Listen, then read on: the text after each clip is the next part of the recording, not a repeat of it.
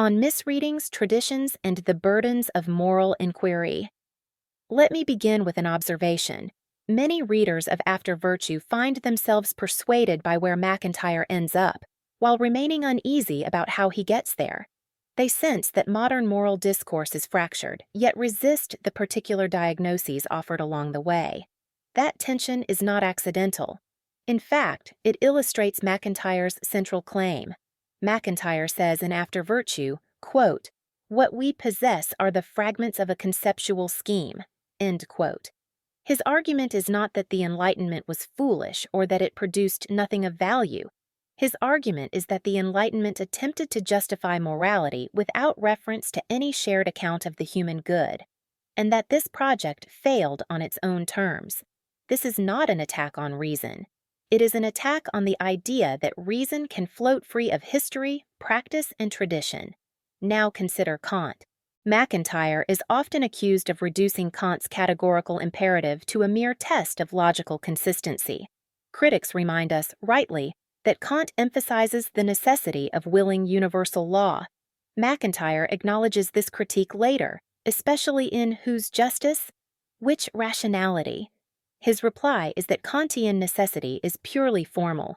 It binds the will as rational, but not as the will of a dependent, embodied human being aiming at flourishing. MacIntyre does not reject the will, he rejects the abstraction of the will from any account of the human telos. That is why, later, he turns to Aquinas. Aquinas integrates will and reason within a teleological account of human life, rather than isolating them. A similar point applies to Kierkegaard. MacIntyre is not offering a literary judgment on Kierkegaard's entire body of work.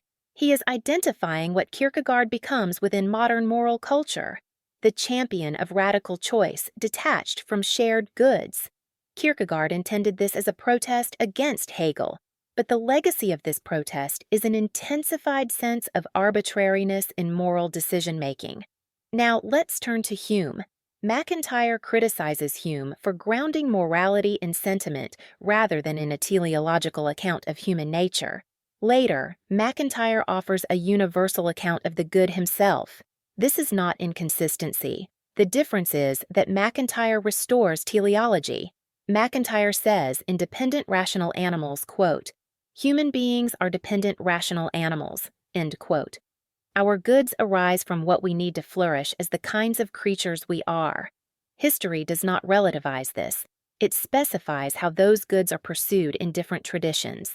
Next, the famous distinction between internal and external goods. This is often misunderstood as rigid or artificial, but MacIntyre never meant it as a metaphysical sorting of pleasures.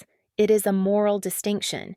Internal goods are those that can only be achieved by participating in a practice and submitting to its standards. External goods, money, status, power, can be achieved in many ways. Connoisseurship fits squarely within the category of internal goods. It requires training, judgment, and the ability to pass on standards of excellence. That is exactly what MacIntyre means by a practice. What about social science? MacIntyre does not oppose empirical inquiry. He opposes the ambition to replace practical reasoning with prediction. When human action is treated as behavior governed by variables rather than as reason-guided activity, moral responsibility disappears. That, he argues, is the real vulnerability of modern moral culture. Now, Nietzsche. MacIntyre praises Nietzsche as the greatest diagnostician of modern moral incoherence. But diagnosis is not cure. Nietzsche's positive vision, MacIntyre argues, dissolves into aesthetic self-assertion. This argument is developed in detail in 3 rival versions of moral inquiry. And finally, the novelists. When MacIntyre points to Jane Austen, he is not ranking literary talent. He is identifying a social world in which the virtues remain publicly intelligible. Later novelists write from within cultures where moral agreement has already fractured.